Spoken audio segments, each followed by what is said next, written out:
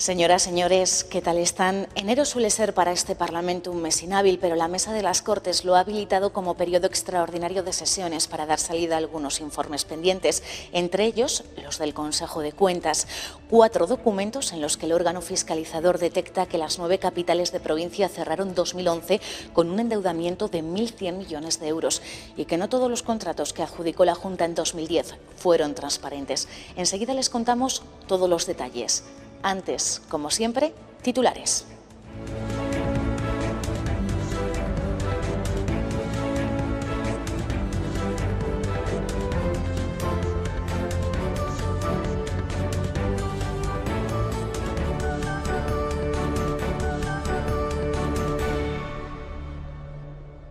El cierre de las urgencias nocturnas dispara el número de quejas al procurador del Común por segundo año consecutivo.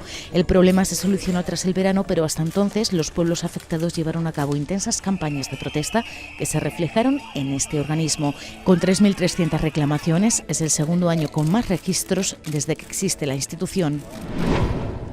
Los jóvenes y las mujeres serán los protagonistas de la futura ley agraria. Su incorporación al campo es fundamental para garantizar el futuro del sector y por eso el PP apuesta en sus enmiendas por fomentar el cooperativismo y la participación de estos colectivos en él. La alternativa de la oposición pasa por una gestión adecuada del Banco de Tierras.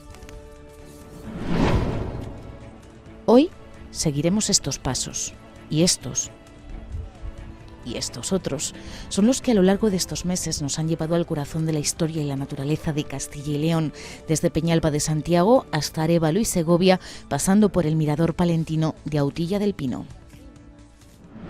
Históricamente, enero no es un mes hábil para estas Cortes, pero se ha habilitado para agilizar algunos asuntos pendientes. Sobre la mesa hay 3 proyectos de ley esperando su tramitación parlamentaria y 4 informes del Consejo de Cuentas que tendrán que pasar por comisión, aunque este principio de año también llegará con otras novedades.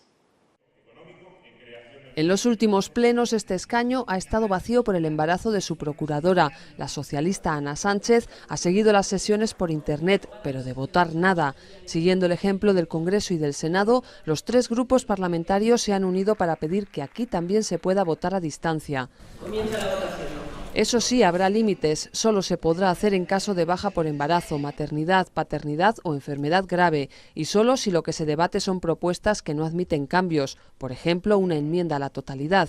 El sentido del voto esté determinado porque no se pueda modificar la cuestión objeto de votación, se permitiría este voto telemático a los procuradores que estén en esas circunstancias. Una proposición de ley que acaban de presentar ante el registro y que requerirá una reforma del reglamento de las Cortes. Es positivo que este reglamento permita que si alguien tiene que estar hospitalizado y es necesario votar, que siga con su derecho de procurador a votar cualquier decisión. Y la tramitación es la propia de una proposición de ley, se tomará en consideración por parte de las Cortes de Castilla y León, se remitirá a la Comisión del Reglamento, se constituirá la ponencia para analizar las posibles enmiendas que se pudieran presentar y a partir de ahí pues la aprobación definitiva por parte de las Cortes de Castilla y León. Un trabajo que PP, PSOE y Grupo Mixto compaginarán con la tramitación de 3 textos legislativos, el proyecto de ley agraria, el de autoridad del profesorado y el de centros museísticos. La nueva ley intenta adaptarse a esa realidad, intenta favorecer la cooperación, que haya un plan de viabilidad, que es que no se cree una estructura y luego simplemente se derrumbe económicamente. Enero también será para los procuradores un mes de análisis de 4 informes de fiscalización presentados por el Consejo de Cuentas y un mes de impulso para avanzar en la reforma de la Administración autonómica.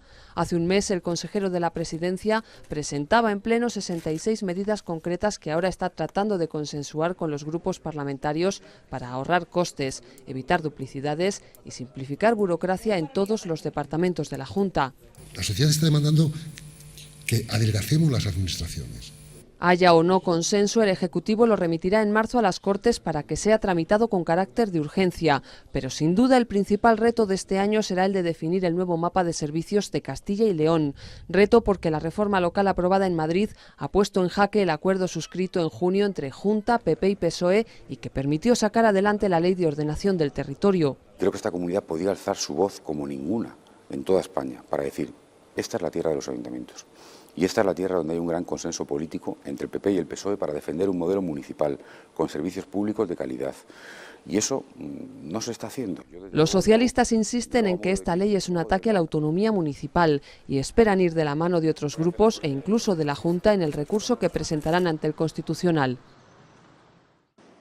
Uno de esos proyectos de ley que inaugurará prácticamente el año parlamentario, el último completo de esta legislatura, es el agrario, un texto importante por el peso que tiene el sector en el Producto Interior Bruto de la comunidad.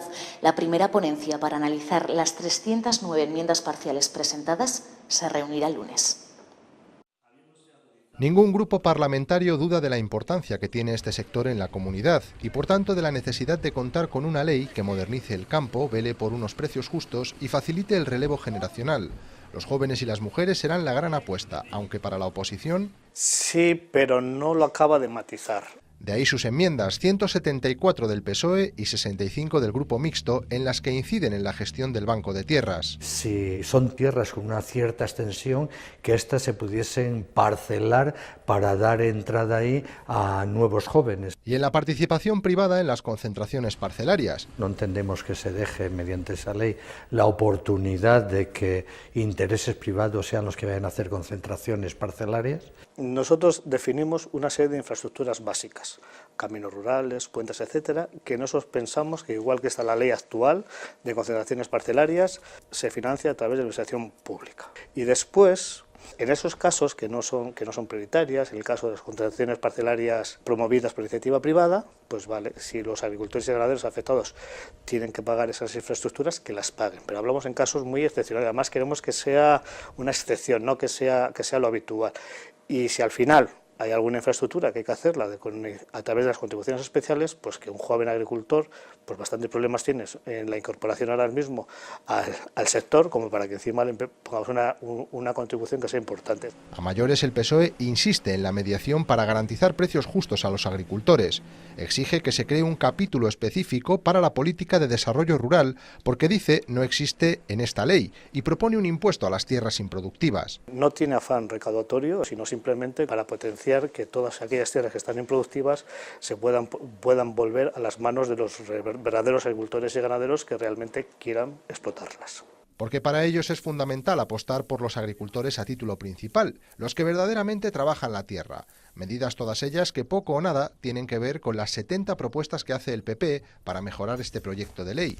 En su mayoría van encaminadas a fomentar el cooperativismo, tanto en la gestión del Banco de Tierras, como sistema de explotación rentable y sostenible, como en el sector agroalimentario. Se introduce por nuestras enmiendas una nueva figura, que es la de entidad asociativa agroalimentaria, por considerar que esta figura es de capital importancia para el futuro y el desarrollo actual tanto del sector productor transformador como comercializador de materias primas y productos agrarios de nuestra comunidad. Aunque los populares también apuestan por mejorar el funcionamiento del Registro Único de Explotaciones Agrarias, novedad de esta ley, y por potenciar el papel de las OPAs en la toma de decisiones. Se faculta al Ejecutivo a poder reconocer a las organizaciones profesionales agrarias la labor que están realizando para reconocerlas como entidades colaboradoras de la propia Administración regional.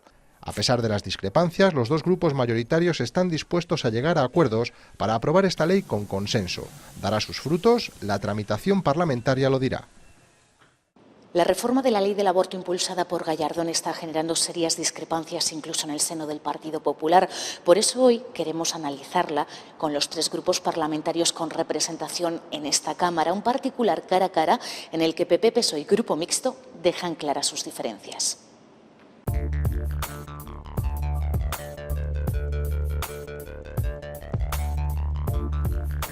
Lo que queremos nosotros es que haya un amplio consenso social en esta materia.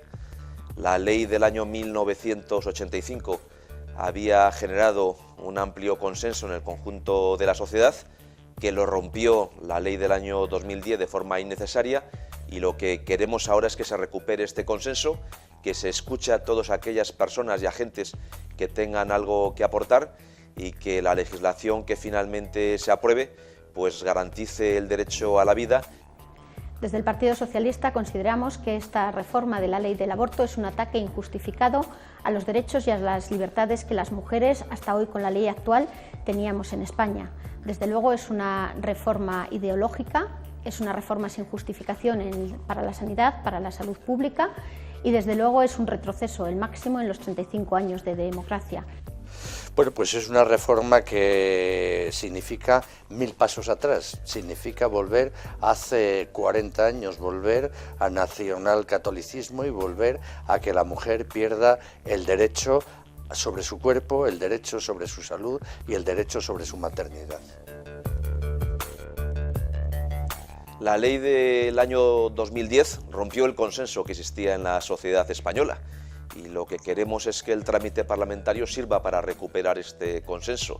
En nuestra opinión, la normativa del año 1985 sí que había concitado en el conjunto de la sociedad un amplio acuerdo y trataríamos de buscar en torno a los principios y criterios de aquella normativa la recuperación de ese consenso y por tanto que se invite a todos los que tengan algo que aportar a formular sus aportaciones, a formular sus sugerencias y que tengamos una ley que se pueda considerar la ley de todos y como en el año 1985 se aprobó una norma que generó a lo largo del tiempo un amplio consenso, pues podría ser positivo recuperar unos principios básicos que configuren un amplio acuerdo de toda la sociedad española.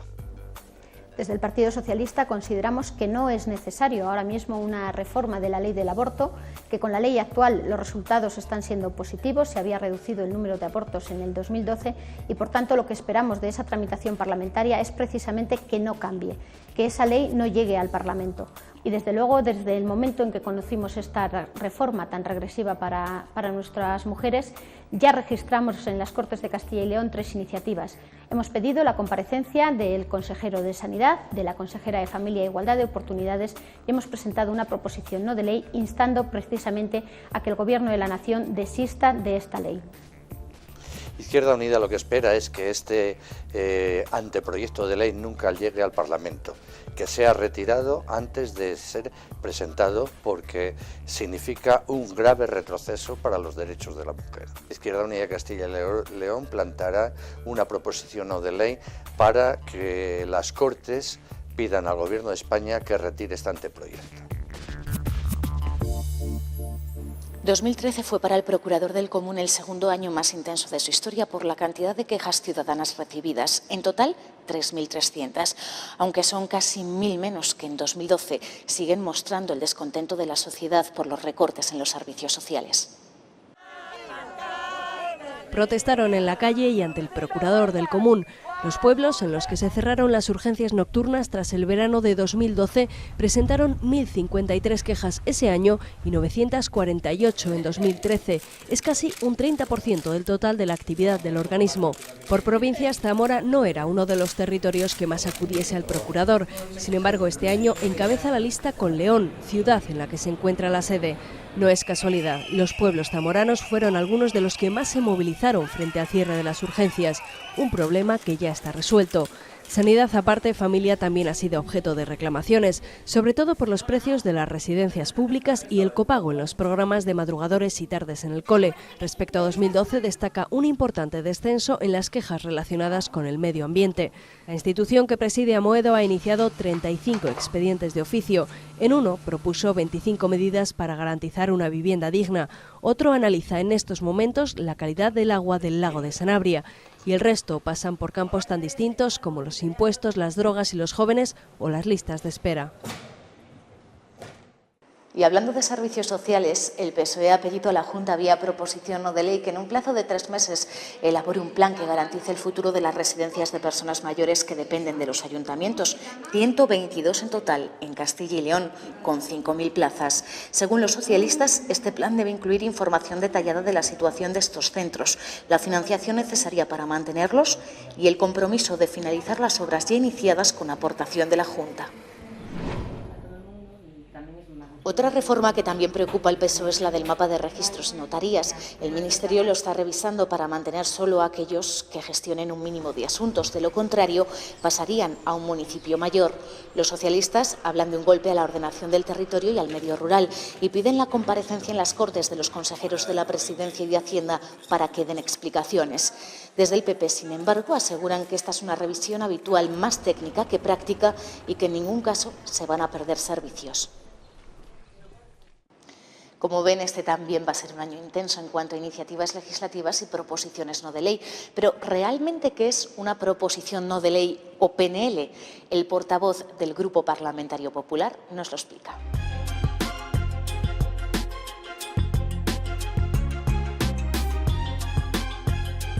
Las Cortes de Castilla y León tenemos una función legislativa y una función de control y de impulso de la acción de gobierno de la Junta de Castilla y León en este caso.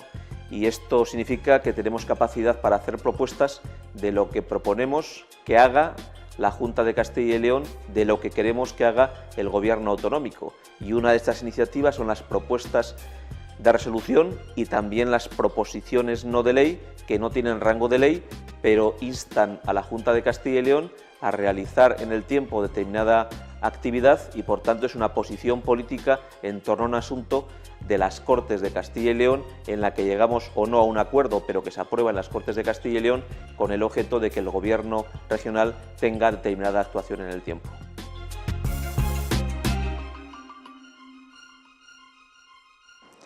Nuevo año y nuevo destino para Plastistoria. Acaba de desembarcar en la capital charra para mostrar a todos los salmantinos que la historia y la diversión no están reñidas, ni mucho menos. La plastilina da vida a los momentos y personajes que han escrito la historia de Castilla y León, como Unamuno, Julián Sánchez el Charro, Santa Teresa de Jesús. Incluso las piedras más pequeñas del Camino de Santiago están aquí representadas. En total, 20 escenas que se podrán visitar en Salamanca hasta el 31 de enero y que, según la presidenta de las Cortes, representan la aportación de la comunidad a lo que ha sido y es España y América. Desde que se inauguró en octubre de 2012, Plastistoria ha recibido ya más de 40.000 visitas. El legado que han dejado nuestros antepasados a las generaciones presentes y que trascenderán a las generaciones futuras a través de hitos como el municipalismo, el parlamentarismo, la universidad. En definitiva, a través de estas 20 escenas queremos dar la posibilidad de disfrutar de años y años de historia, de héroes, de sueños compartidos desde nuestra región con el mundo entero. La exposición de Joan Miró acaba de cerrar sus puertas con éxito de participación. Por la Catedral de Burgos han pasado cerca de 86.000 personas, entre ellas los miembros de la Mesa de las Cortes, que, aprovechando el parón navideño, han querido compartir esta experiencia de mirar. 30 obras de pintura y escultura que recogen la última etapa creativa del genio del surrealismo. A partir de ahora, la muestra, organizada por el Museo Reina Sofía y la Fundación Silos para conmemorar el 30 aniversario de la muerte del artista catalán, viajará rumbo a Estados Unidos. Segovia, Peñalba de Santiago, Arévalo, el Mirador de Autilla del Pino, ¿se acuerdan? Son los lugares que hemos recorrido a lo largo de estos meses con nuestros procuradores en una visita guiada y personalizada con la que hemos podido conocer de cerca nuestra historia y nuestra naturaleza. Por eso hoy no nos queremos despedir sin recordar esos rincones. Eso sí, les advertimos que será un viaje un poco diferente y si no, vean.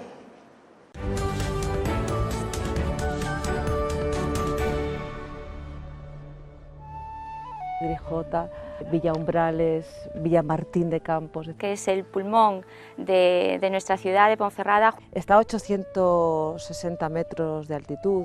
Tiene más de 100 años dentro de lo que fue el desarrollo de Valladolid. Y por eso también tiene el apelativo de Real, Campus de Santa Cruz, La Real.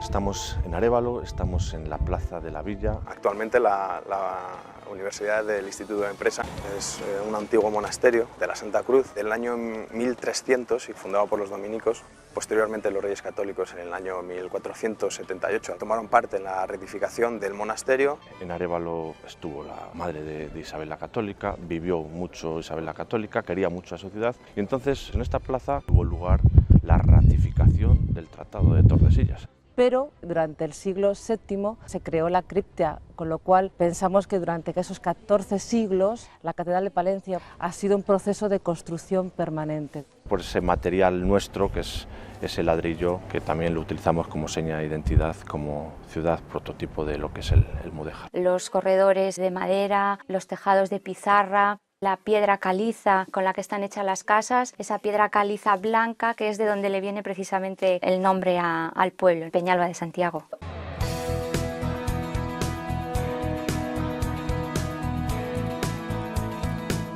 La estructura de un monasterio tiene dos piezas clave, que suele ser el claustro. Con esa portada tan famosa donde podemos ver esos arcos geminados, esos arcos de herradura. Y la iglesia, que es la actual aula magna. Y que da entrada a esa pequeñita iglesia que ha guardado durante muchos años también algún secreto y algún tesoro, ¿no?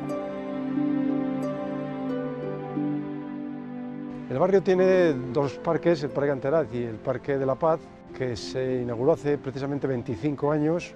Responde a una determinada voluntad política, por decirlo de alguna manera, quiero decir, que es intentar pues, que las calles reflejen la realidad social que nos toca vivir. Y precisamente pues estas son las puertas, o una de las puertas que llamaban al toque de queda. Desde la iglesia de Santa María se daban 100 campanadas de 10 en 10, llamando a que se iban a cerrar las puertas de entrada de la ciudad precisamente por razones de seguridad. Y cuenta la leyenda que había unos judíos que habían robado una forma sagrada y habían tratado de prender fuego, y en ese momento entró en combustión y salió atravesando uno de los muros de la iglesia, y luego esa forma sagrada parece que entró por el pórtico principal del aula magna, y se puede observar el agujero que se mantiene en la fachada.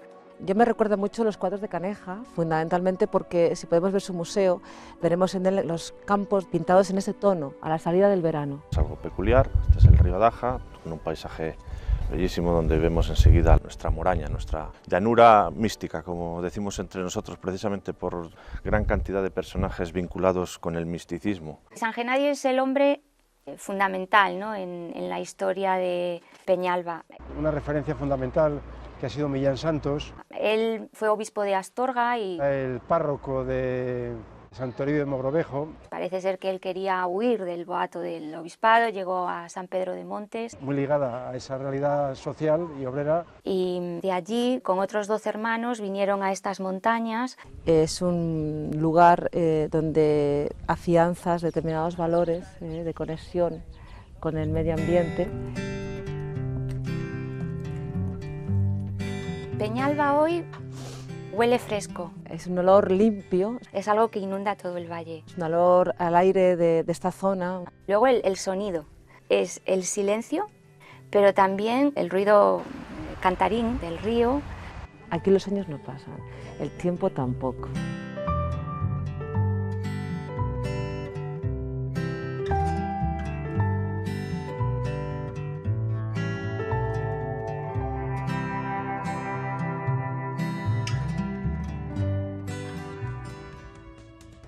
Con este toque de humor nos despedimos por hoy. Ya saben que toda la actualidad parlamentaria volverá la próxima semana aquí, a nuestras Cortes. Sean felices. Adiós.